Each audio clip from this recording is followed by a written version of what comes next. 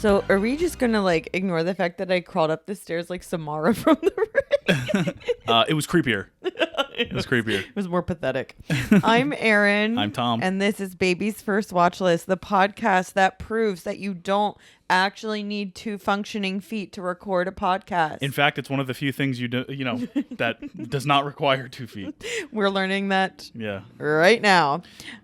Yeah, it's pathetic. Last week I said I broke my foot, but I don't actually know if that's true because I actually probably dislocated tarsometatarsal ligament, which is worse. This is our podiatrist episode of Baby's First Watch List, people. So apparently that's like worse.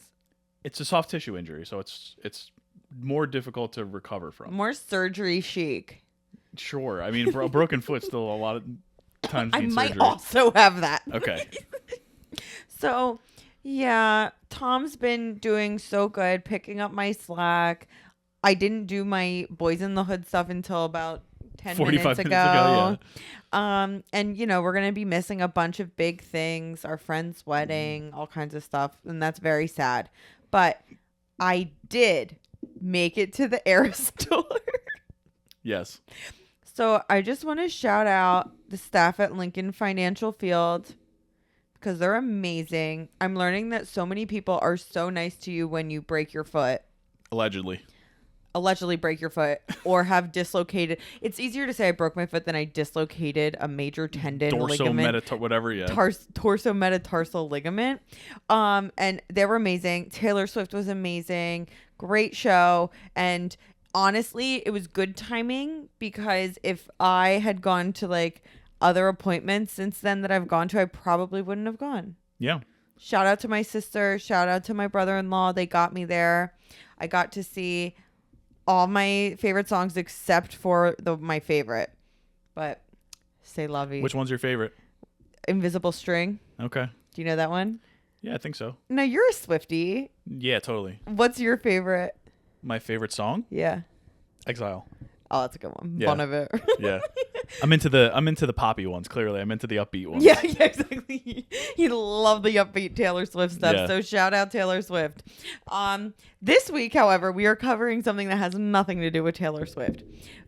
We watched the 1991 drama. Does have to do with a musician, though. That is true. We watched BOYZ N THE HOOD. Yeah. One of the ones that I feel like I would have watched growing up, but I didn't. I had never seen it. I had never seen it either. It's one that, like, just from listening to, like, Kendrick Lamar, you know a lot about BOYZ N THE HOOD. Like, he's a heavily influenced by this era, this type of, like, movie. And Menace to Society, Do the Right Thing. And the area. Yeah, well, of course, the area. That's California. why this one rings so, heavily in a lot of those West Coast rap songs. There you go. This John Singleton written and directed movie was his directorial debut at age 24. 24. Could you imagine? Yeah. I mean, no. Wild. No, I couldn't. I would be long ago. I would have been an Academy Award nominated director. We are not that. Singleton yet. We'll take a time machine. Singleton is also known for movies like Poetic Justice, which is Tupac. I did see that he read. Is that Janet Jackson as well? I think so. He said that he wanted to write a movie where a black woman was the star of the movie. That's and cool. He picked Janet Jackson and he was like, "This is it." Nice. He specifically wanted to do that. I love that. It's interesting. He has singers and rappers that are doing acting. Yeah. All West Coast. Well, Janet Jackson is. Did they grow up in California? I don't know, actually. Well, Tupac obviously and Ice Cube did. Mm-hmm. He also did Four Brothers, which has Four Andre Brothers. 3000 in Andre it. 3 Stacks. It has Wahlberg and Tyrese, I think. Yeah, maybe. And I don't remember who the fourth guy is. Yeah. I've seen that movie. I liked it when I was a kid. I don't know if it's good or not. Hey, why not? He did Too Fast, Too Furious. Also Tyrese. Is Ludacris in that? And Ludacris. There you go. Yep. And he the did... introduction of Ludacris and Tyrese to the Fast and Furious franchise. Love that. And he also, I don't know if he created Snowfall. He did. Executive produced. He did. Both. Wrote a lot, directed a lot in the early seasons. And that just ended. Yes. You watched it. Watched the whole thing. And? You didn't like the comparisons to The Wire. It's not The Wire. Yeah. It is, to me, it's more Breaking Bad than The Wire. Fair. But I think The Wire's the easy connection, but it's more about a couple of characters breaking bad, literally, like changing and becoming criminals, and with capitalizing on the crack epidemic of the early late 80s and all that Reagan era, more than it is about Los Angeles in the way that The Wire is about Baltimore. Yeah. Fair. So John Singleton unfortunately died in 2019 after a stroke at age 51. Yeah. So young. Yep.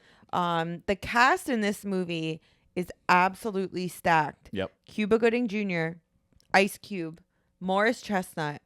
They were like the three main Boys. guys. Yeah. There's Angela Bassett and Lawrence Fishburne. You have Regina King and Nia Long. So many people, and a lot of them, this was either their first movie or their breakout role, their first major thing. Yeah, so Lawrence Fishburne was known from Apocalypse Now. Yeah. And this was one where he really like broke out into the mainstream as like a main. He's almost like the driving force of this. He's like He's so good in this. He's the inertia of this movie, you know? Like everything is like you see it through the main character's eyes, and Lawrence Fishburne plays the father, as I'll get to. But like everything in this movie is like every choice they make is compared to something that Lawrence Fishburne's character says or believes or does. He's like almost the central figure in the movie. Yeah, that's a good way to put it. Editor Bruce Cannon also shot some Singleton stuff, Four Brothers, Too Fast, Too Furious, but he also was the editor. He also edited E.T. Okay. Just Good. Random. Yeah. The music was by Stanley Clarke, who I didn't know, but I probably should. He's a 5-time Grammy winner. He was a jazz bassist. He had like a I know. Yeah, I've heard of him before. Yeah. Yeah. So he did the music for this. Yeah, I think he was in a group. He was in a group, and I didn't write the name down because I was like, it's a jazz group. It wasn't back Weather in the day. Report, was it? No, it's 3 words. Yeah. Go ahead. Continue. Okay. So Singleton included the idea for BOYZ N The Hood in his film school. Oh, Return to Forever. Yes, I've listened to them. You do? Oh, okay, yes, cool. I have. So John Singleton included the idea for BOYZ N The Hood in his film school application, which That's is crazy. so cool. Yeah. Originally calling it Summer of '84, inspired by both his own life and life of his friends, and the movie Stand By Me, which didn't I say that when we were watching? Because there's the exact line, like, hey, do you want to see a body? Which is exactly what happened in Stand By Me. He said the opening and the closing scenes are both directly like from Stand By Me. There you go. I caught that because Stand By Me is one of my favorite movies. I love that movie. I love River Phoenix. Oh, so good. We'll definitely do that one at some point. Absolutely. John Singleton sold the movie after he graduated in 1990 to Columbia Pictures. Apparently, Columbia Pictures said they wanted a movie in a similar vein to Do the Right Thing. And so that's at least partly why they were interested in this movie. Also because it's really good. Yeah. That helps. He met Spike at some point, like while Spike was promoting Do the Right Thing, and was like, watch out for me. It's a movie that is like it's on opposite coasts, and they are different. They're very different, but you can see they come from a similar place. Yeah. Like they have similar messages, and they come from a place of wanting to represent where they grew up. Yeah. And I like that. Yeah. And also they were like one after another, like 2 years apart. 2 years apart. Yeah. And then Menace to Society came out 2 years after this, which was another one of those that's considered. There you go. I've never seen it, but it gets name dropped in the same breath as those movies. Yeah. So the character of Doughboy, I don't know if you wrote the casting stuff here, but I thought it was interesting. Some. Okay. So the character of Doughboy was written specifically for Ice Cube, and John Singleton had met Ice Cube when he was an intern for the Arsenio Hall show. That is great. Do you know who like that? Yeah. And so yeah, he was like, okay, I wrote this for Ice Cube, and the studio did not know that Ice Cube was in NWA. So okay, yeah. I don't know if that would have mattered, but they were not aware of that. This was also around the time that he split from NWA. Oh, okay. Because I read something about how they wanted to have NWA as Doughboy's like friend group in the movie, but they were on bad terms by that time, so they ended up casting other people. Cool. Cuba Gooding Jr. and Morris Chestnut were just the first to show up for the auditions. I did get that. That cracked me up. Yeah. So he's like, yeah, perfect. Yeah. All right, you're in. And Singleton met Lawrence Fishburne on the set of Pee-wee's Playhouse, and that's where they got connected for Lawrence Fishburne to be in it. When John Singleton played a couple roles in Pee-wee's Playhouse behind the scenes, including a security guard. Yeah. The movie was filmed in sequence, so like the first scene they filmed first, second scene they filmed second, and John Singleton said later that like he really could see his growth as a filmmaker and like his confidence growing as the film was like progressing. Yeah, that's really cool. Which is so interesting. And it actually premiered at Cannes. Yeah, which is going on right now. Yeah, in July 1991, in some like weird category that it's like experimental movies or movies that tell stories that aren't normally told and stuff like that. And I'm like, oh, that's weird. In 2023, that would not be the case, but maybe in 1991 it was. It was in the uncertain regard section. Click on it and it'll tell you exactly what that means, because I was looking at it, I was like, oh, that's weird. Yeah. 20 films with unusual styles and non-traditional stories seeking international recognition. Which I'm like, okay. Yeah, I haven't seen any of these movies except there's a Yorgos Lanthimos movie. Oh. There is a Ali Abbasi, who is like, he directed a bunch of The Last of Us episodes. Oh, okay. Yeah, so there's some famous directors I recognize, but I haven't seen any of their stuff. Okay. Interesting. Yeah. So it was released in the United States shortly after, I think like the next week it came out in the middle of July, 1991, before either of us was born. Yeah. Shortly. What? Shortly. Yeah. So this movie is 112 minutes long, which is wonderful. And Boys in the Hood was a commercial and critical success. In the United States, it made $57.5 million on a $6.5 million budget. I say in the U.S. because that's what it said in Wikipedia. Like, it just had 57.5 million United States under it. And I'm like, okay. Didn't say international? It didn't. So I just don't want to include that because I don't know that information. I mean, yeah, I'll check right now. Worldwide gross. It says domestic. It wasn't released overseas. Oh, well, then there you go. That's why. It says like NA. Oh. $25,000 it says international. Wow, that's wild. Yeah. It was critically acclaimed for sure. Netting. It was re-released in 2016 only in the UK, and it made $25,000. There you and that go. was it. So yeah, it was critically acclaimed, netting 2 Oscar nominations for screenplay and original screenplay and director. At 24, Singleton was the youngest, still is the youngest, and he was the first African American to be nominated for Best Director. Since then, Tom, we talked about others that have been nominated. I was completely wrong in my Google searching. Okay. So let's do it. There have been, since John Singleton in 1991, there have been 1, 2, 3, 4 other black directors that have been nominated for Best Director at the Oscars. First of all, it's insane. Second of all, pathetic, yeah. Ava DuVernay. No. Barry Jenkins. 4. Moonlight. Wait, I missed one. Yeah, he is. So was he the one you missed? I don't know. But yeah, he is, but there's more. Okay, go ahead. So Barry Jenkins. Barry Jenkins. Give me a hint. Okay. Well, they're obviously all since 91. Yes. So the next Spike one. Lee for BlacKkKlansman. Yep. That's the latest. Yeah. 2017 is another one. 2017. Is when the movie came out. Yeah. And it won for Best Original Screenplay. And it won for Jordan Peele. Jordan Peele for Get Out. Yes. One Best Picture in the early to mid 2010s. Steve McQueen. Yep, for 12 Years a Slave. Good. And the other one was 2009. 2009. Is it a movie that I've seen? No. I don't know. It's Lee Daniels for Precious. Oh, yeah, right. Yep. So that was it. Yeah, that's crazy. Because I thought so it no, would do. I thought women? no. Wow. Because Chloe Zhao was the first non-white nominated woman. And I remember Regina King was in the talk that year for One Night in Miami and didn't get it. Right. Yeah. I'm like, what? It's just crazy. Yeah.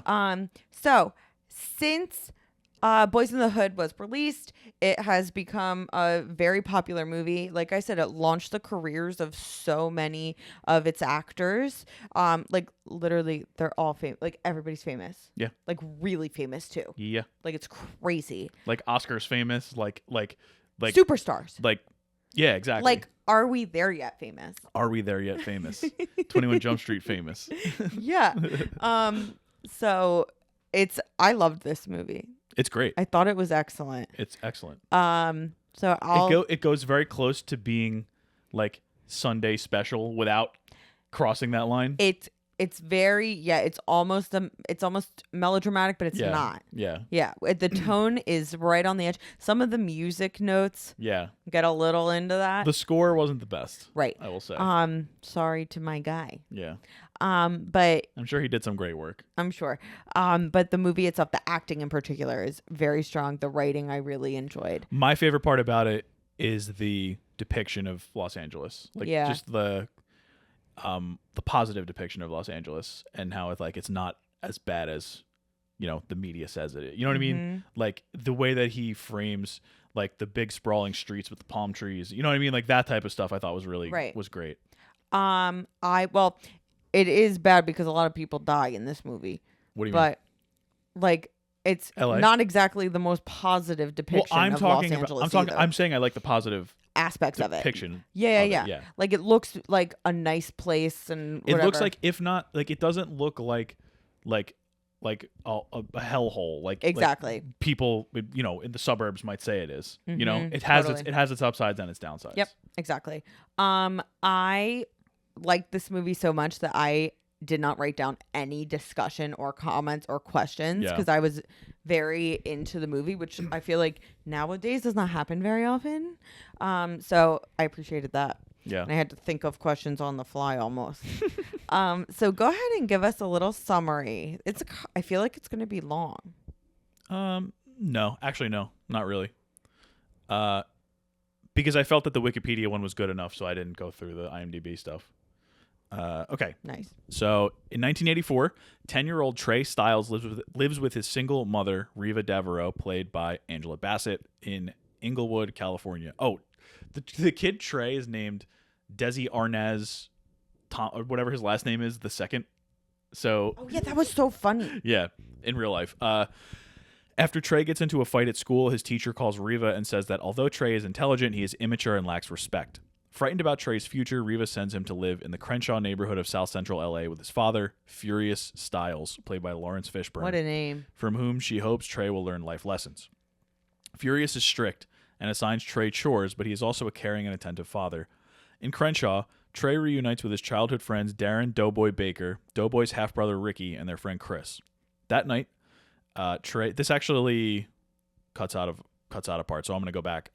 When he meets up with Doughboy, Ricky, and Chris, there's a scene where they go, and Chris shows them a dead body in the neighborhood. And Ricky is always has a football with him, because he's trying to go to USC, be a football player. And they run into this group of guys and the older guys take the football from Ricky, and Doughboy kind of steps up to them. And he's way small, he's a little kid. Like 11. Yeah, and they're probably 18, 20, something like that. And they sort of push him around, but one of the guys sort of respects him, so he has the guy give him back the football. And that's sort of a little formative moment that they have in the early days. That night, Trey hears Furious shooting at a burglar. He doesn't get him, but there's a shoe or something left on the driveway, so he knows that he was there. Furious calls the LAPD, and 2 officers arrive an hour later. Furious is obviously upset with that. He's furious, and the white officer is civil while the black one treats him with contempt. I think I forgot the guy's name. It was Coffee or something. The black cop. The next day, Trey and Furious return from a fishing trip to see Doughboy and Chris being arrested for stealing, and that's the end of our first act. When they're little kids. So 7 years later, we start at a welcome home party for Doughboy, played by Ice Cube, now a member of the Crips following his release from prison. At the party are Chris, who is now in a wheelchair from a gunshot wound, and new friends and fellow Crip members Dookie and Monster. Dookie or Monster, one of them has a pacifier in his mouth the whole movie. Yeah, it's a little strange. Well, the actor in real life did it to quit smoking. And John Singleton was like, that's cool, we should put that in the movie. Adds a little color to it, yeah. Ricky, played by Morris Chestnut, is now a star running back at Crenshaw High School, and he lives with his mother Brenda, girlfriend Shanice, and their toddler son. Okay, is it so bad that I didn't realize that was Morris Chestnut until I was doing my stuff like half an hour ago? Really? And I'm like, I knew Morris Chestnut was in it. I was like, who does he play? Is he some like random side character? No, he's Ricky, like my favorite character in the whole thing. Not Ricky is our Not marquee Ricky. thing. Yeah. So, meanwhile, Trey, now played by Cuba Gooding Jr., has grown into a responsible teenager who hopes to attend college with his girlfriend Brandy, played by Nia Long. Their relationship is troubled over Trey's desire to, while Brandy wants to wait until marriage. Yes. Later, during a street racing gathering, Ricky is provoked by Ferris, who is a Bloods leader. In Ricky's defense, Doughboy brandishes his handgun, leading to an argument between the gangs. After they leave, Trey and Ricky are pulled over by the LAPD, and the lead officer is the black officer who responded to the burglary 7 years prior. Coffee holds his gun at Trey's throat, threatening him. Distraught, Trey goes to Brandy's house where he has a breakdown, but she's able to comfort him, and they, The next afternoon, Ricky has a fight with Doughboy, with Brenda, their mom, taking Ricky's side, as she tends to do. Ricky was clearly the favorite child in that family. And berating Doughboy. Afterwards, Brenda asks Ricky to run an errand, and Trey accompanies him to a nearby drugstore. After they depart, a letter is delivered with Ricky's SAT results. So I missed a part earlier in the movie. There's a recruiter from USC that comes and talks to Ricky about football and says, you have to get a 700 on the SATs to be considered for this program. And that's kind of like it's funny because he kind of pulls up late at night in like a fog, and you think that something's going to happen, but it's just a recruiter from USC, so it's kind of like a little misdirect. Yeah. So Ricky and Trey are going to run the errand, and they see Ferris and the Bloods from the other night driving around, and they cut through back alleys to avoid them before splitting up.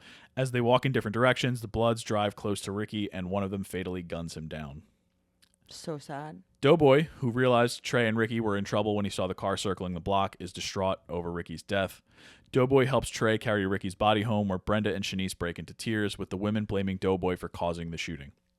Later, Brenda sobs over Ricky's test results because he scored a 710, enough to qualify for a scholarship to USC. Angered, the remaining boys vow vengeance on the Bloods. Furious finds Trey preparing to take his gun, but convinces him to abandon his plans for revenge. However, Brandy and Furious catch Trey, sneaking out to join Doughboy. Later, as Doughboy, Trey, and the gang drive around the city, Trey has second thoughts and asks to be let out of the car so he can return home. Doughboy finds the Bloods at a fast food restaurant, and Monster guns them down as they flee. Doughboy gets out of his car and shoots Ferris and another wounded gang member dead, avenging Ricky's death, but not really. Later that evening, after coming home, Furious waits for Trey. The two stare at each other with no words exchanged and walk into their bedrooms for the night. The next morning, Doughboy visits Trey, understanding Trey's reasons for abandoning the gang. Doughboy knows he will face retaliation for killing Ferris and accepts the consequence of his crime-ridden life. He questions why American media, quote, don't know, don't show, or don't care about what's going on in the hood. He says that he has no brothers left after Ricky's death, but Trey embraces him, says he's still got one brother. The epilogue text reveals that Ricky was buried the next day, Doughboy was murdered 2 weeks later, and Trey goes to college with Brandy in Atlanta. BOYZ N THE HOOD. Yep. And the movie was very sad, but it wasn't. No, there was a lot like that. There was a lot of levity. Yeah. A lot of like sitting around, joking around, sort of like Doughboy messing with people. That's something that I can't really get across in a plot summary when it's beat by beat in the plot. Totally. But there's a lot of funny moments in this movie. Funny moments, but also some heartwarming moments. Yeah. And like you said, there's a lot of great stuff between Furious and Trey. Yeah. Too. Yeah, father and son. Yeah. A lot of father and son growing moments. Yeah. And the actual filming of it, like you said, it's oftentimes pleasant. It gives a whole picture of Los Angeles rather than the doom and gloom exclusively. Mm-hmm, exactly, which is, to me, something that I find is missing in a lot of movies that are set in LA. Okay. So that brings me to my first question. Why are there so many more movies that I feel negatively depict Los Angeles than do it in a positive way? Let me talk about some movies that are set in Los Angeles. Okay. Number 1, Nightcrawler. Yes. I really like that movie. Seedy underbelly of LA. But it is definitely not a positive depiction of the city. I've never seen Heat. Mulholland Drive. Mulholland Drive is definitely a negative depiction of Los Angeles. Particularly the movie industry, but also Los Angeles in general. Training Day. Training Day is the one I was thinking of. Drive. Yes. That's also pretty negative. Emily the Criminal. Yeah. That's also pretty negative. Yeah, so all of those. LA Confidential. How about Nocturnal Animals? Oh my God. All of those are really negative. Yeah. Now, don't get me all wrong. those have to do with crime. Once Upon a Time in Hollywood. Once Upon a Time with Hollywood is an exception. It is an exception because there's like, because Quentin Tarantino loved old Hollywood. Right. Loves. Oh, how about this one? Crash. Oh. I hated that movie. Oh, I don't even. No. How about this one? No time in this episode needs to be devoted to Crash. How about this one? Collateral. Yeah. A negative depiction of Los Angeles. But it's weird because in Collateral, I feel like there's nobody else in the city except for like Tom Cruise and Jamie Foxx. How about Falling Down? That's an LA movie? Apparently. Have not seen it. I feel like it does not age well. Probably not. Given the content. Now, don't get me wrong. There are some movies that are lighter in tone or are more of a love letter to LA. You have your La La Land, for example. Oh, Her apparently is partly set in LA. Chinatown is LA? Is it? Yeah, I think it might be. So like a lot of it's kind of negative. Oh, Chef is partly in LA, but not really. Like only a little Chef bit. doesn't really represent it's all LA, over. I don't think. And then what else? There's another one. Stand and Deliver. Is that positive or not? Stand and Deliver it's eventually a feel-good movie. Okay. Roman J. Israel Esquire. Yeah. Remember that one? Yeah. Straight Outta Compton, of course, is set in LA as well. Yeah. But I feel like that's not always I mean, maybe, kinda, but kinda not. I would say most of those air towards a negative depiction. Negative view of Sunset the Boulevard city. is a negative depiction of, again, the movie industry in Hollywood, but writ large. But how also, about Big Lebowski? There is corruption. There is nihilism. There is bowling, but there's bowling. But there is bowling. There's bowling. So I don't know about that one. All right, what about Die Hard? Die Hard, that's LA? Apparently. For some reason, I picture the poster. I always think New York because there's the tower. Mm-hmm. So I always think of, obviously, the World Trade Center. Mm-hmm. I didn't realize that. I forgot that was LA. Freedom Writers is also LA. Never saw it. Oh, doesn't age well. Okay. So Boogie Nights, Pulp Fiction. Don't worry. There's also The Purge Anarchy. I've got a good one for you. That's a positive. Okay. Licorice Pizza. Yeah. That's a positive depiction of LA. All right. I'll give you that. But overall, yeah, it seems that I'm looking at all these Sharknado. A lot of them have a negative depiction of the city. Why do you think that's the case? When I feel like most movies set in New York City, a lot of them are love letters to New the York, city. even when it's complicated, like in Do the Right Thing. Right. And I would say that this one is a love letter to LA, even where it's a sort of ruining the fact that, the people in the struggle are struggling. Well, isn't it telling that this movie is one of the more positive depictions of the city? Yeah. One of the least positive has to be Training Day. Oh yeah. From everything top to bottom. From the criminals to the police to the people above the police to every single person in that movie except for Ethan Hawke is a terrible person. Right. And even Ethan Hawke has his moments. Yes, he does. Right. Mostly on drugs, but So what's the deal? Why do you think that's the case? I think a lot of it is the fact that it's people like crime movies, first of all. And I think people don't like where they are a lot of the times. Maybe it's because a lot of these movies are written and directed by people that didn't grow up in LA, just about to say, I feel like a lot of it in Hollywood. LA transplants. Yeah. Where you can tell when someone is maybe from that area. Yeah. So something like BOYZ N the Hood, which is a complicated picture of the city, but is definitely someone with love in their heart for it. Antoine Fuqua, the Director of Training Day, is from Pittsburgh. There you go. What was some of the other ones you said? Just name one. Well, I don't know. Okay. I forgot all of them. Anyway, no, that's fine. But yeah, no, I think you're right because it's people who like Quentin Tarantino didn't grow up, wasn't born there. He was born in Tennessee or something, but he loved growing up in LA and going to all the different theaters and all that type of stuff. And he wrote and directed Once Upon a Time in Hollywood. He wrote and directed Pulp Fiction as well, which isn't quite as as positive love lettery to LA, but you know, whatever. And then you have, again, not LA, but Spike Lee with Do the Right Thing. It's his Neighborhood, and same thing with this one. I think that when you get those types of people, I think it's more likely that a transplant will write something negative about where they're at, because people a lot of times don't know how to be happy. And I think it's easier to write something positive that's nostalgic to your own experiences. Yeah, good answer. So yeah, how about those movies, man? All those movies. Just in general? Like that are set in LA, they're like sad. Yeah. Like really. Okay, so Ice Cube is really good in this. He is. He's great. He's really, really good. Yeah. And obviously he still did a lot of rapping, which was his first his thing big, that made him famous. His big solo album didn't come out for I think until '92. The Predator. Is that the Today Was a Good Day? That song. The Predator. That was a good song. Album came out in '92 or '94. '92. So the following year.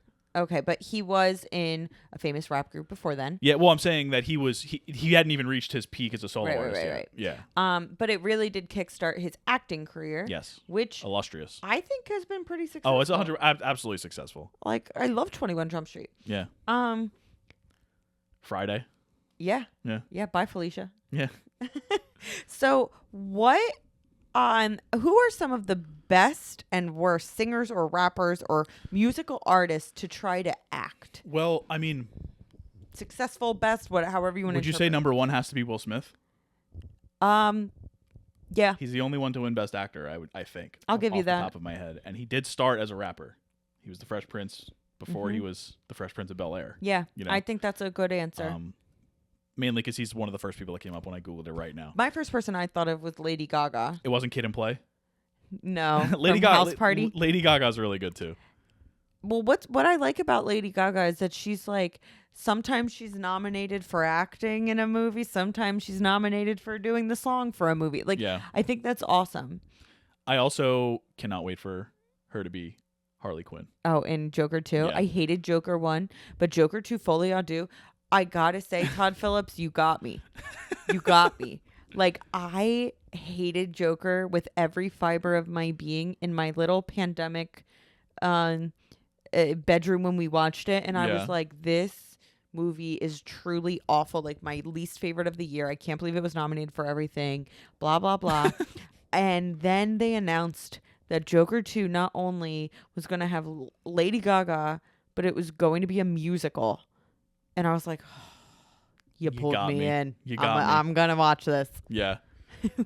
What about, you know who I love when I see him whenever he pops up? Snoop Dogg. Yeah. He was great in Training Day. Yeah. He's great in Starsky and Hutch.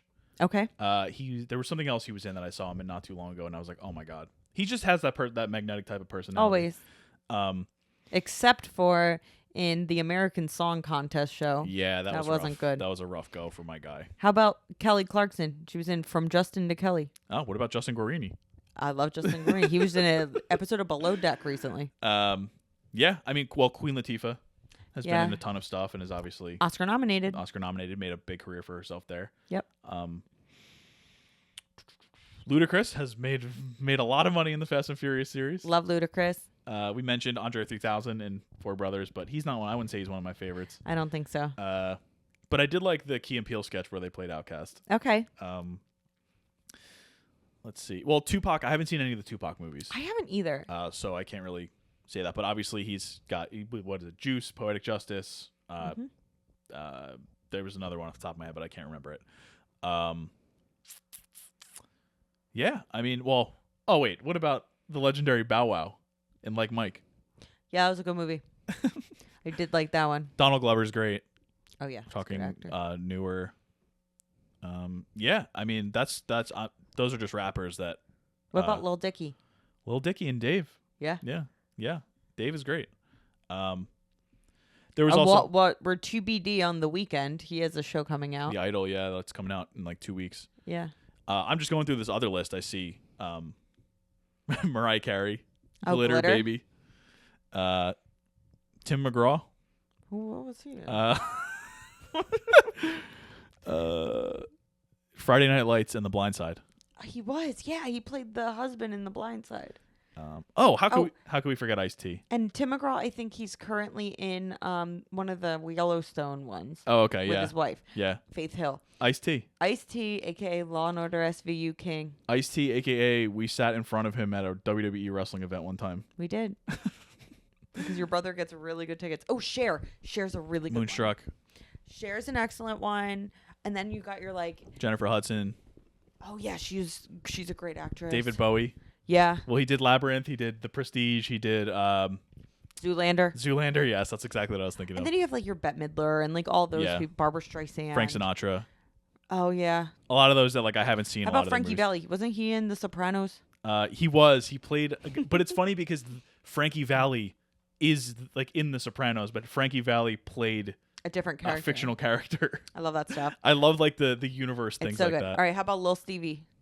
Yeah, Sopranos He's legend. Not a singer. He is a singer, but Steven Van Zandt, not known for that. Bing Crosby. Yeah, no, I mean. Oh, how about Harry Styles? Harry Styles. Oh, Don't Worry, Darling, and My Policeman. He was good in Dunkirk. Okay. He was good in Dunkirk. I forgot he was in that. But yeah, no, there's a ton of crossover. Yeah. Crossovers that are the ones that about Hillary Duff. Hillary Duff. Yes. Does it count if do you count Olivia Rodrigo and Zac Efron, or are they I mean, it's hard when it's like that. I don't know. When they're musical actors. Yeah, that's why Hillary Duff is also not really. Yeah. I think. What about Common? Oh yeah. What about Common? Yeah, John Wick. The Hate You Give, John Wick. Oh yeah, The Hate You Give. That was a really good movie. Yeah. I think of when I asked this question, I was thinking of people who are known for singing. Yeah. Period. Yeah.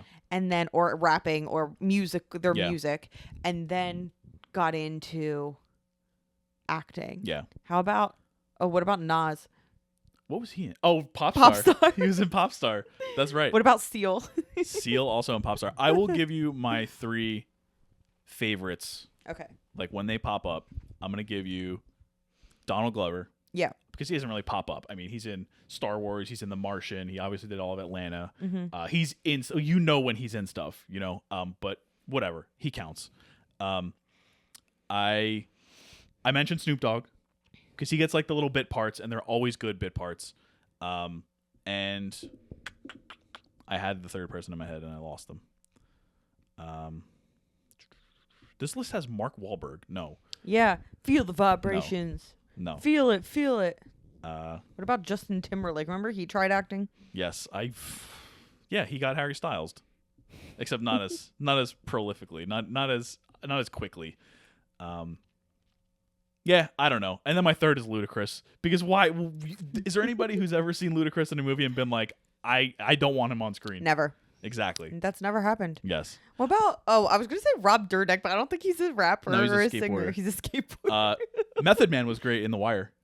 Method Man was great in The Wire. Yeah. Was he cheese? He was. Yeah. Yeah, Randy's very good. Dad. What about Nick Jonas? Nah. Okay. Anyway, my last question. Okay, like I said, this is a major cast. But yes. If you are picking one of them that you would consider the biggest star or legend.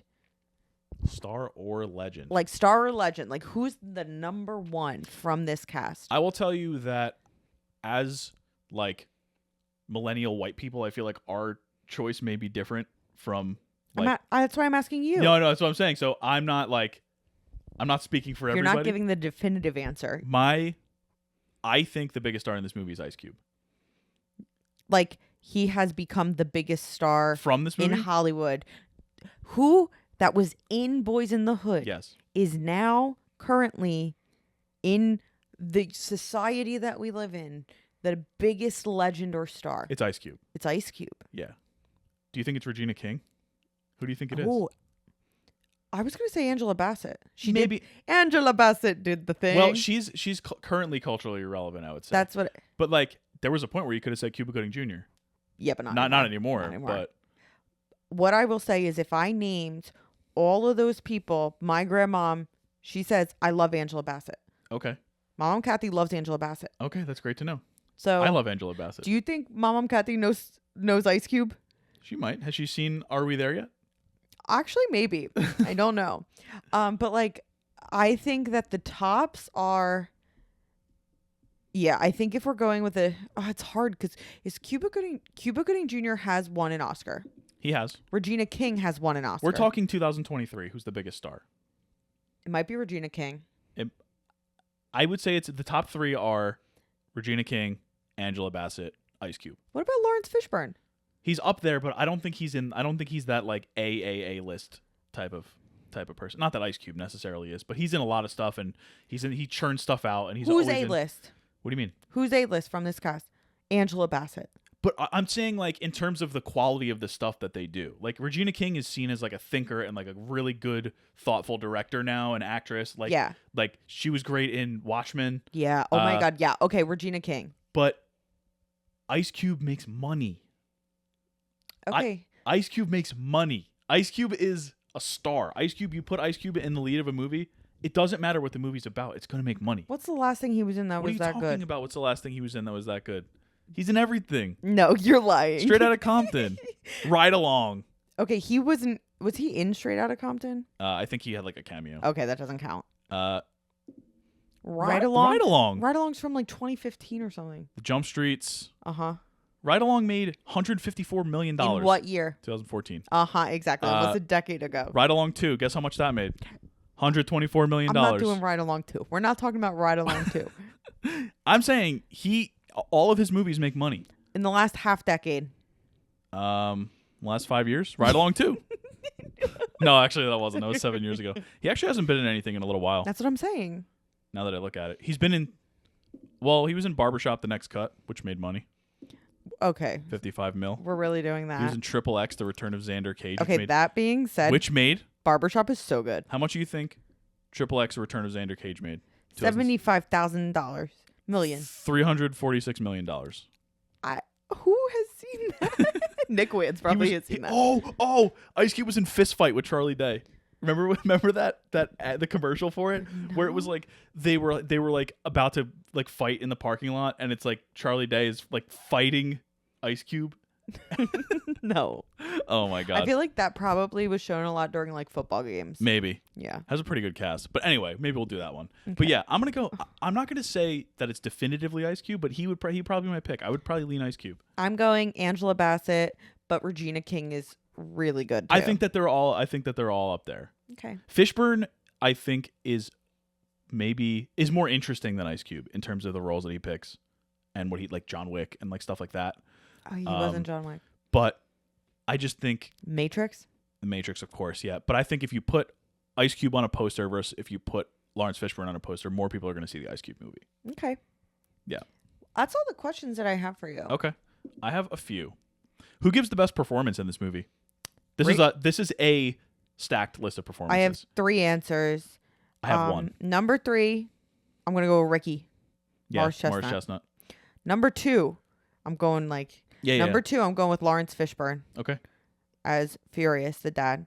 And number 1, I'm going with Ricky and Doughboy's mom. Brenda. Is that the mom? Is the mom's name, yeah. Amazing. She's great. She's amazing. She's great. She does the whole thing, the whole roller coaster of emotions. Yep. And the scene where Ricky is killed and he's back at the house, or her, like, she comes out kind of joking around, like, oh, what are you guys doing? And then it's the most devastating scene in the whole thing. Not only does it snap that way, it also snaps when she turns on Doughboy and she's like blaming Doughboy. Yeah.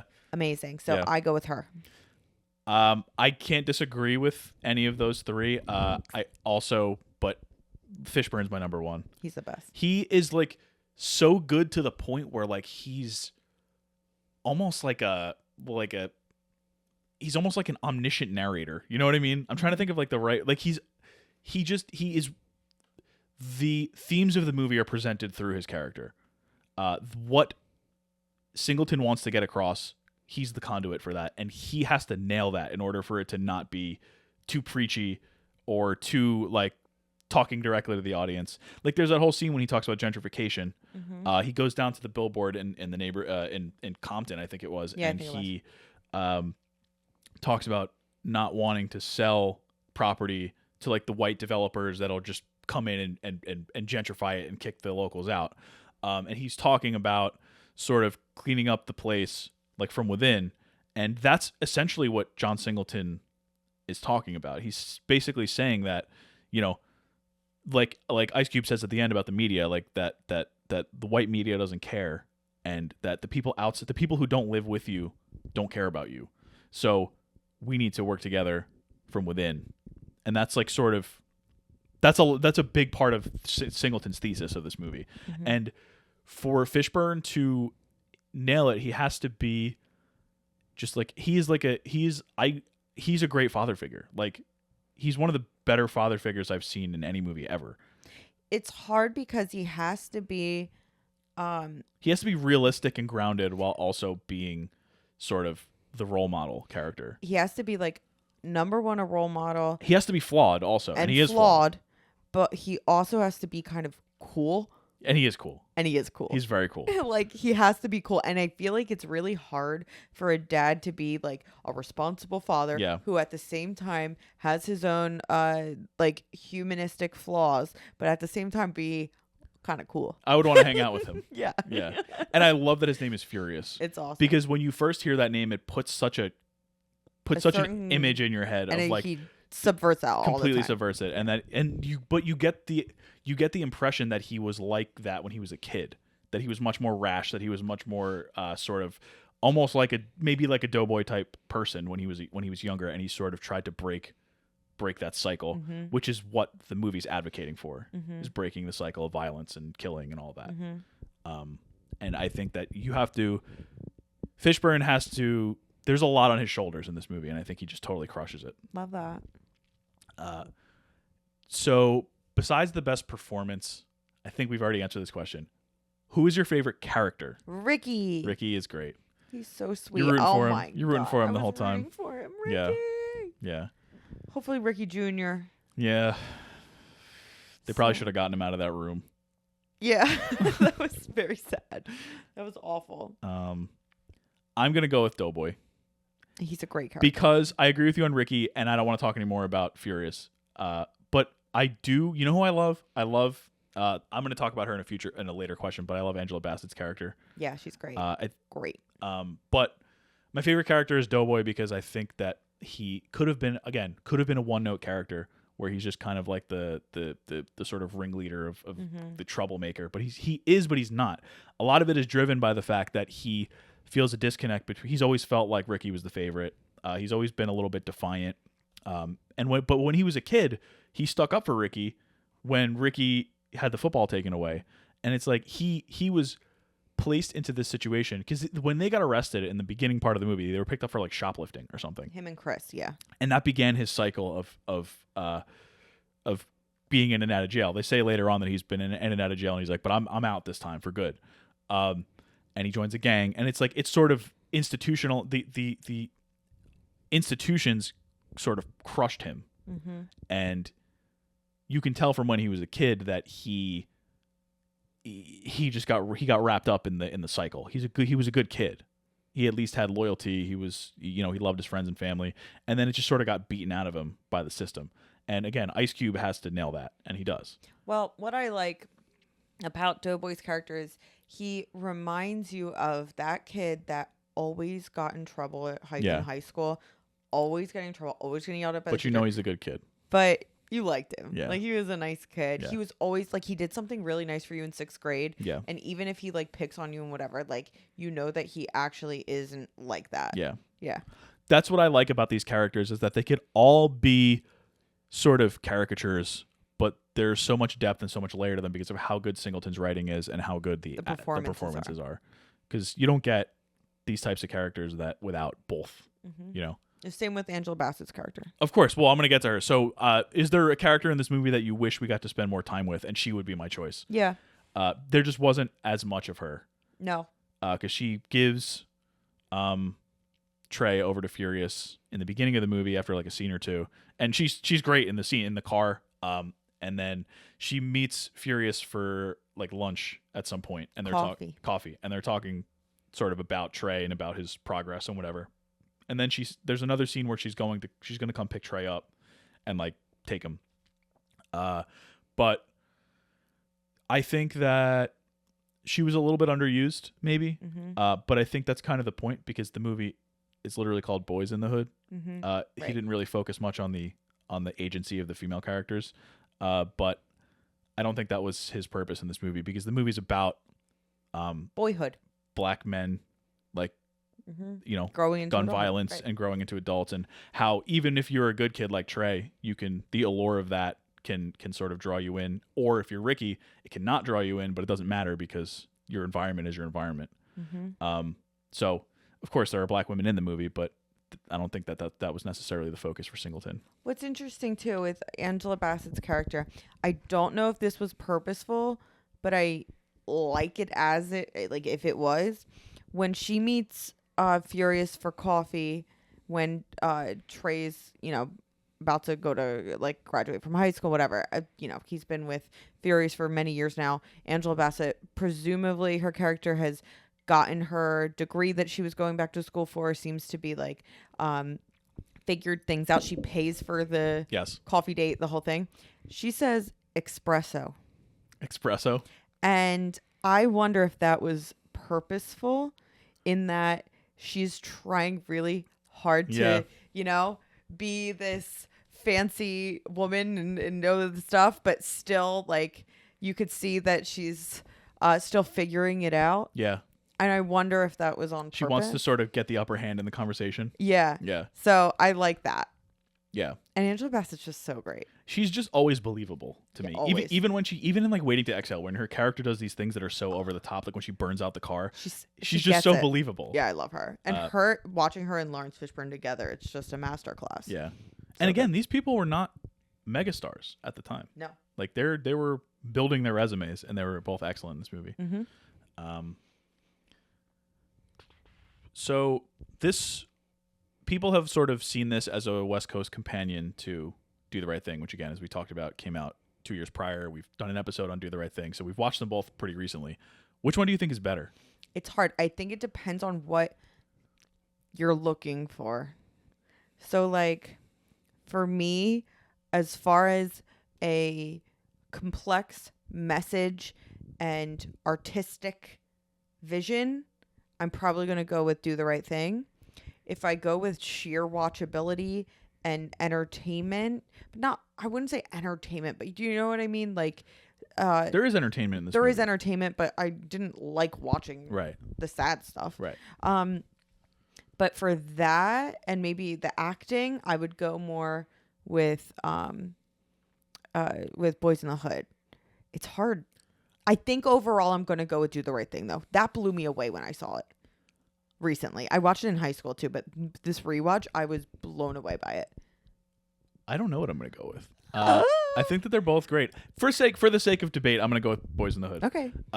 Because I find it to be a more grounded perspective, and I find it to be something that it tells so many stories at once.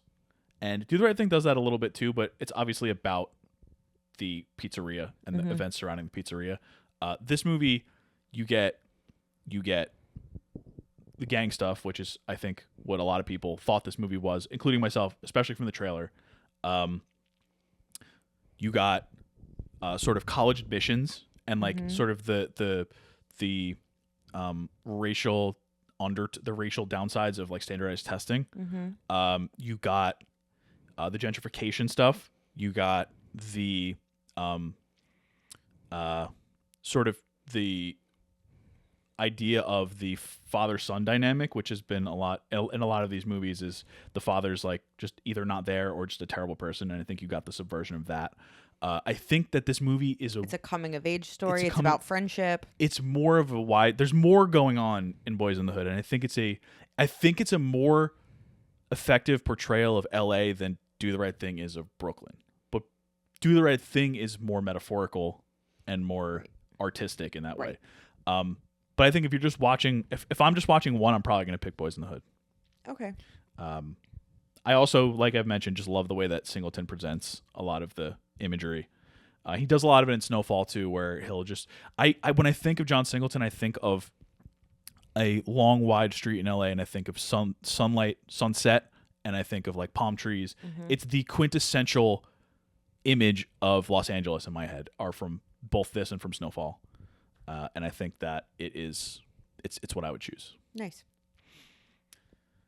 What are your favorite movies, TV, or music that this movie influenced? Because we've talked about some of them. Like some of the obvious ones I think would be like Training Day, like stuff like that. But I mean, I looked at your list and I haven't seen most of them. okay. But I think Kendrick Lamar's Good Kid, Mad City is a very good album. Yeah. And it's about him growing up in Compton, and a lot of the imagery tracks a lot of what Singleton shows in this movie. And there's even I also wrote down Summertime '06 by Vince Staples, and that who is currently famous for Abbott Elementary. Yeah. I love that show. Again, it's about him growing up in Compton, and he's very open about his gang membership. But he even mentions Ricky from BOYZ N the Hood in one of his songs on Summertime '06. Mm-hmm. So clearly that's an influence on his music, and, you know, appears to be an accurate portrayal of Vince Staples' upbringing. Nice. For a better, that's like sort of a nostalgic album, but it's pretty negative. He also did Ramona Park Broke My Heart, which is his most recent album, and that one is a little bit more. I found that to be a little bit more upbeat. Okay. Also, predominantly about him growing up in LA. Remember that YouTube video of that mom that was reading his lyrics and crying? Yes, that's the song that mentions Ricky. North. There you go. Also, I mean, there's a ton of movies like I mentioned. Menace to Society came out 2 years later. The movie Dope came out, and it's just about living in LA, and that's one that seems a little bit sunnier and more upbeat. I think it's like kind of a comedy too, but I haven't watched it. I haven't seen it. Training Day is another obvious one. It just shows because of LA, the scuzzy underbelly of LA, LA crime. And again, I mentioned it a couple weeks ago, but Don't Be a Menace to South Central is a spoof. It spoofs all these movies. It spoofs Do the Right Thing and Menace to Society and all the ones that came before it. Mm-hmm. And that one's so funny.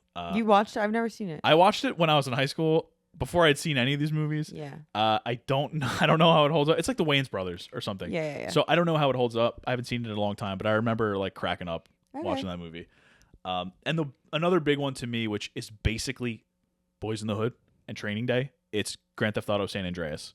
The whole game is you're growing up with your friends, and some of them kind of go the wrong route, others don't.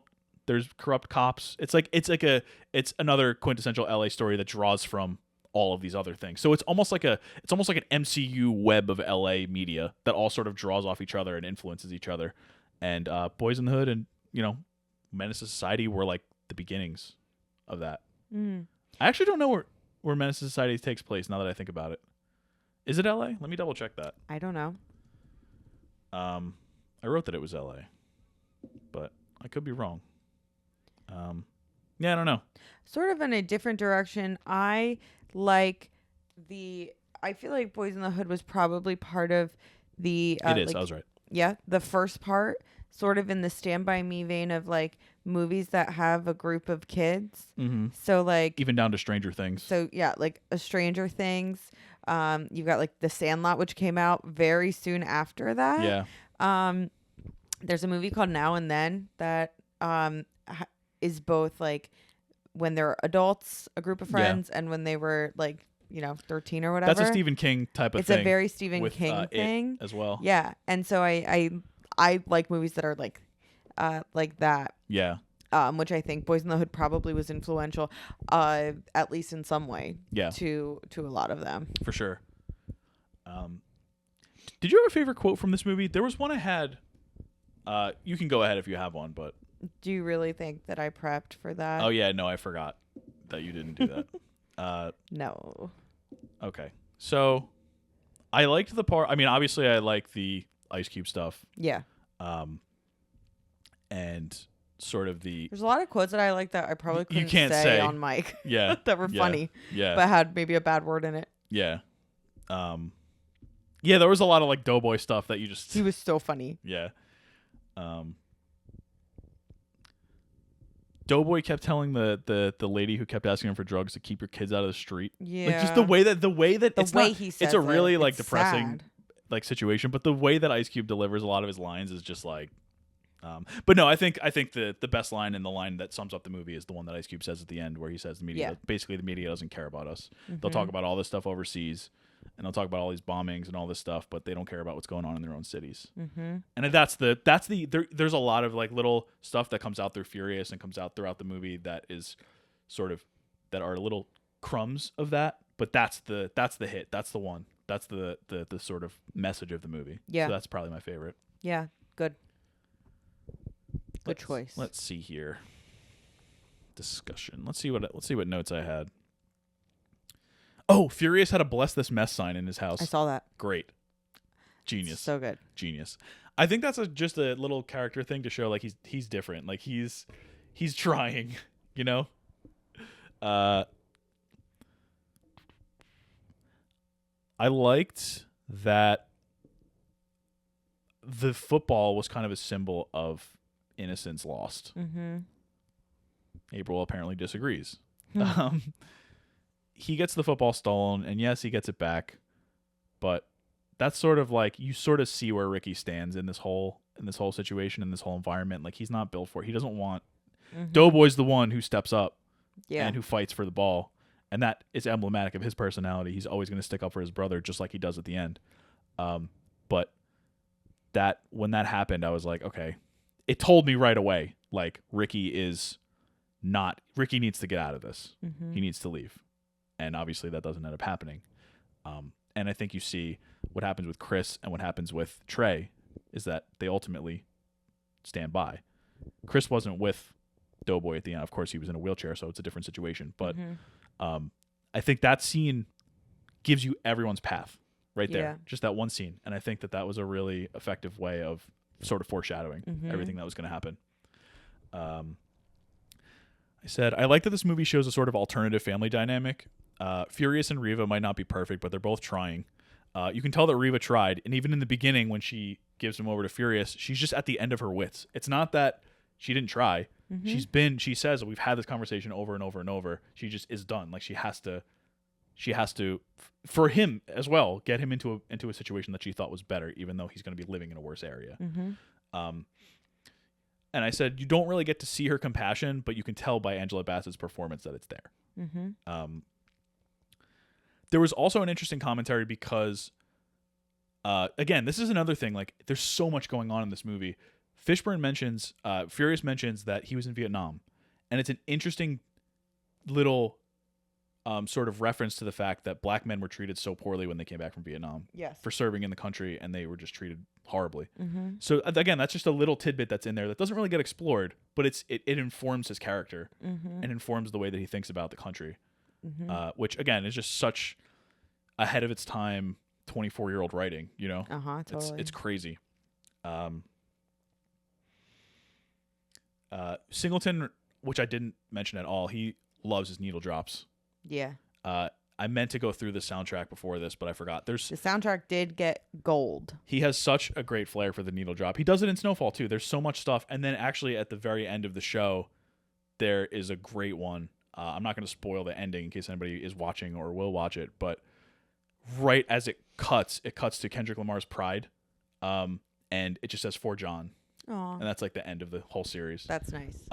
And Pride is the perfect song to encapsulate the character's arc in the show. So cool. it was a great song. It's a great, like, the show takes place in the early 90s, late 80s, but using a song from 2017 is it sort of brings it to the current day, and it's a really cool little way to do it. And it's a good Baz Luhrmann vibes. It's a good homage to Singleton because he has so many good needle drops in this movie. Yeah. And in the early Snowfall seasons. I wrote electric entrance into the movie by Ice Cube playing dominoes at his welcome home party. I also wrote the party. The food at the party looks so good.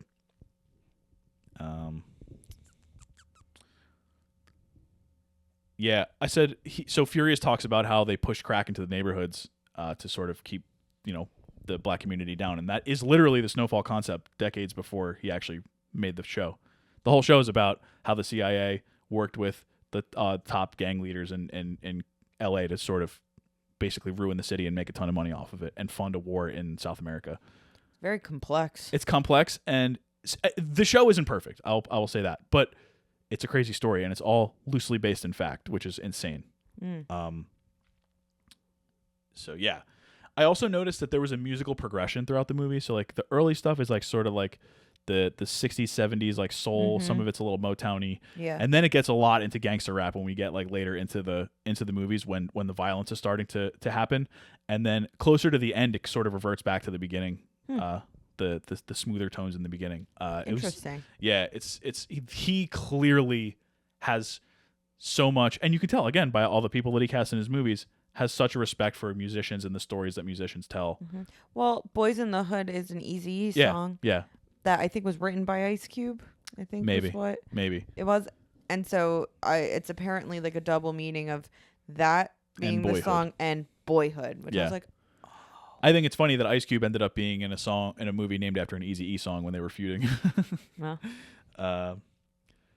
I also noted the helicopters. There's in every scene I feel like there's a helicopter and a spotlight overhead. I feel like that's very purposeful. I mean, obviously purposeful, but it's this whole thing of like the first time you hear it, it may be a little jarring, but by the end, you're so used to it, you barely even notice it. Ebert compares it to, it was Ebert or another article I read, compared it to basically conceptualizing the police as an occupying force. They're just always overhead. They're always buzzing. They're always looking at you. They're always watching, which is a really interesting symbol. There. Yeah, and perspective. Yeah. I also wrote the sound design is great. And the majority of the score isn't, I mean, there's some moments where there are score, but most of it is car brakes, engines, distant car radios, dogs barking, helicopters, things like that. Just little subtle bringing you into the neighborhood effects, which are awesome. I thought that was such a good way to just drop you in the neighborhood. Like I said, we talked about the score wasn't necessarily there's some melodramatic crazy moments. Yeah. Like some like swelling piano. Yeah. Again, with the music, I don't realize how much I like the music in this, like the choices. But what I did like about the score was when Doughboy pulls up on the guys at the fast food restaurant, it's really slow, sad music. It almost treats it like an inevitability rather than like a heart-pumping sort of action. Like, that's cool. These people were going to get killed because they killed somebody else, and their killer is going to get killed just because that's just what happens. It's all inevitable, and it's like really sad. Yeah. Yeah, and I also liked that it ended with an epigraph.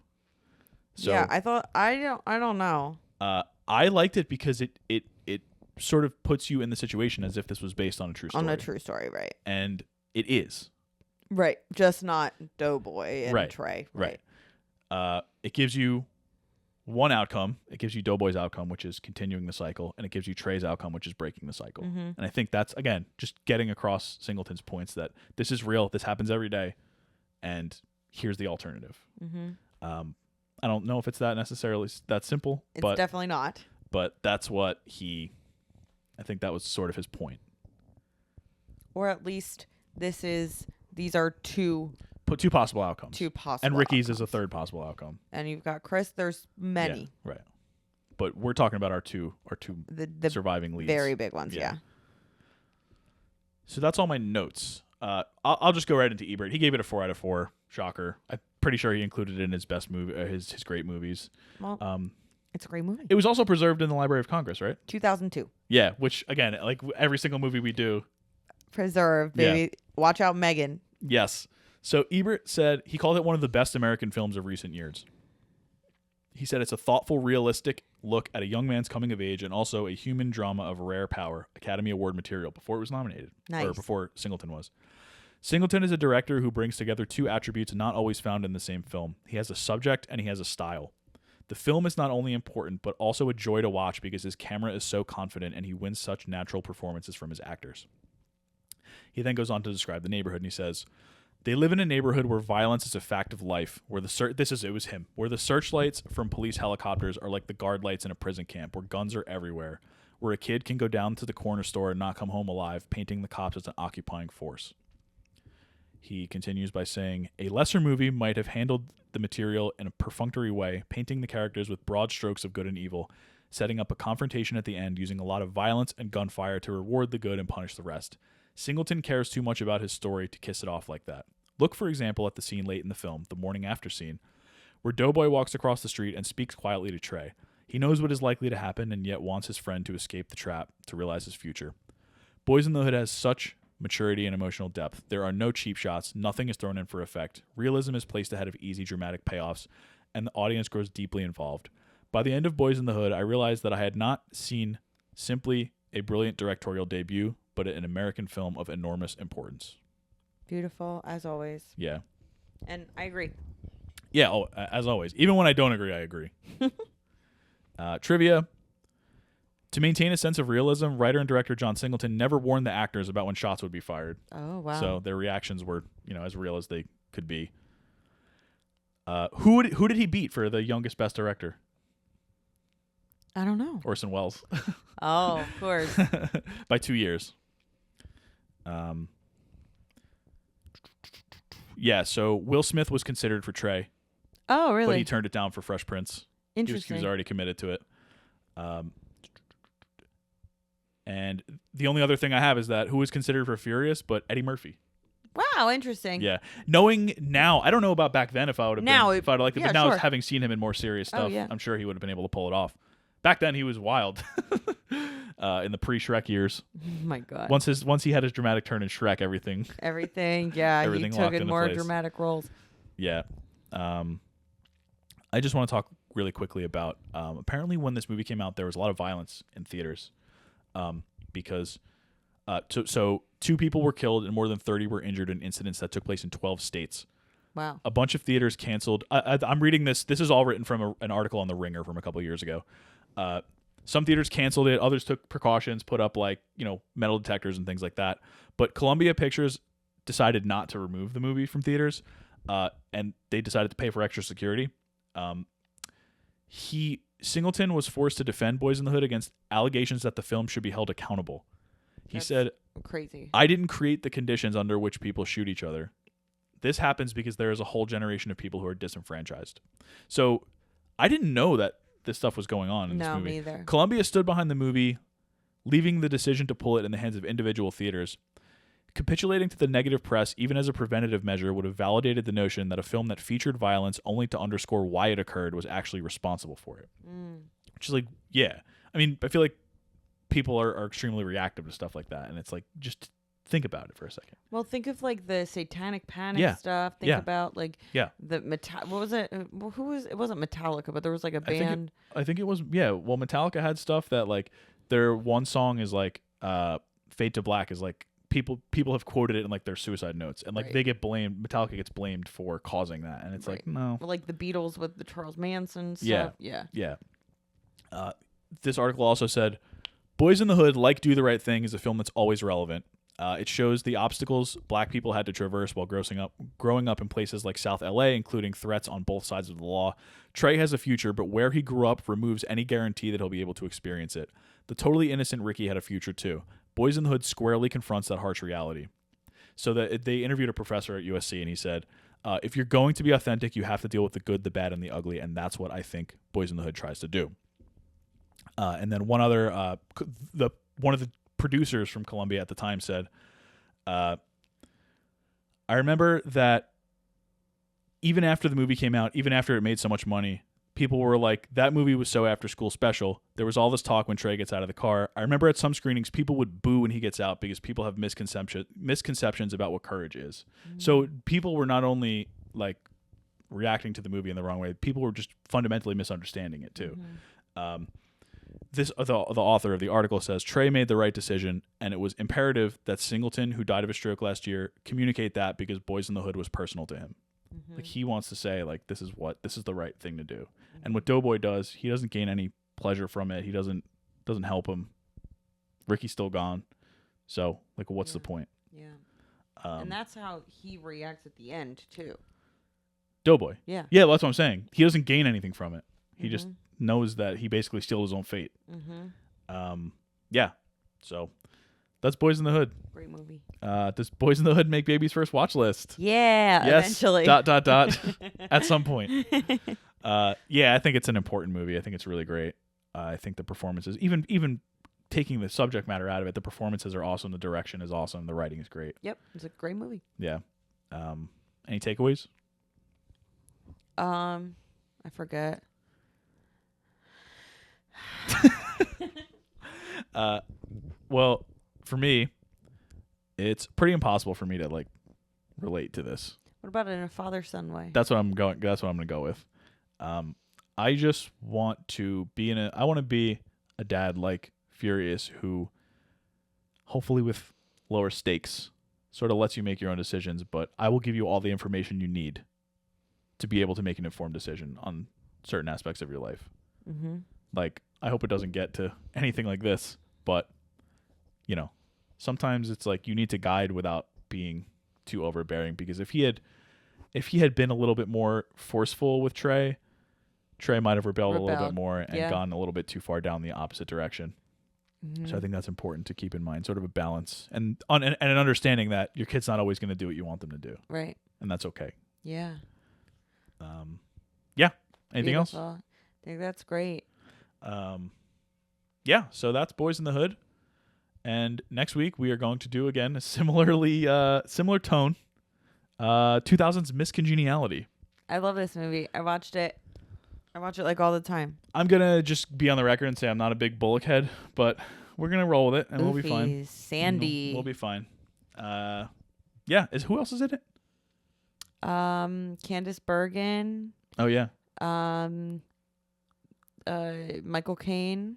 Michael Caine. William Shatner. Okay. I think is in it. The big guns. Yeah. And the love interest, he's in stuff too. I like him in this one actually. I think that he's actually a good love interest. I guess we will have to put that on ice for next week. Mm-hmm. What's his name? I'm looking it up right now. Oh shoot. I know who it is too. Ernie Hudson? No, Ernie Hudson. No, I'm just kidding. He was Ernie Hudson's from Ghostbusters. He was the third name. He was the third name that came up. Ernie Hudson is Sandra Bullock's boss. Are you talking about Benjamin Bratt? That's it. Yeah. Yeah, Benjamin Bratt from was he was in like NYPD Blue or something. Well, no, he was in Coco. Oh, he was in Coco. He was what's his name? Ernesto de la Cruz. That's right. Yeah. So Sandra Bullock, Ernesto de la Cruz, Miss Congeniality next week. And Ernie Hudson from Ghostbusters. Rate, review, subscribe, follow, the whole deal. I'm not going to waste any more time. Just send good vibes to my foot. Yeah, send good vibes to Erin's foot. Let's face it, it's not going to go well. Yeah, we will be sort of working the schedule around. We will figure it out. But next week is Miss Congeniality. Then we'll try to announce June. We'll sort of figure that out. Well, once I figure out when I'm going to need surgery. Right. Then we'll figure out. We're going to try to be business as usual until more stuff is figured out. Until I have a screw in my foot. Yes. Which is what they said is going to happen. Yep. Oh my God, I'm so scared. It's okay. All right, it's fine. All right, so we will see you next week. week. This is like such a good time capsule for our baby. I know. He'll He's be gonna like, freak out. Mom, when did you start using a knee rover for your whole life? Well, there was the part about the pups in one of our earlier episodes. He's gonna hear this whole thing. He gets it all, baby. Yeah. So we will see you next week for Miss Congeniality. All right. See you later. Bye.